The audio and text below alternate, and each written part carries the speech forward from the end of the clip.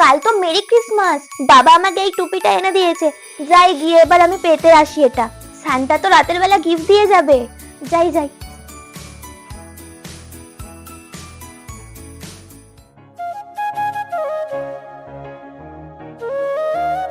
এখানেই থাক এটা। যাই এবার গিয়ে আমি ঘুমিয়ে পড়ি।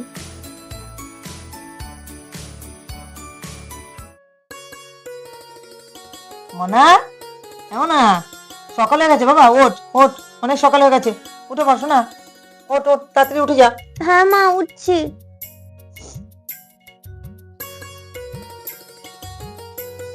কালকে তো আমি সান্টার টুপিটা পেতেছিলাম, দেখি সান্টা ক্লজ কি গিফট দিল।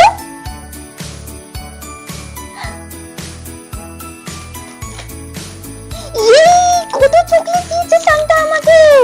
মা, মা শিগগির এখানে আসো। মা দেখো, সান্টা ক্লজ আমাকে কতগুলো চকলেট দিয়েছে। বাহ মানে বাহ, তোকে সান্টা ক্লজ এতগুলো চকলেট দিয়ে গেছে। হ্যাঁ।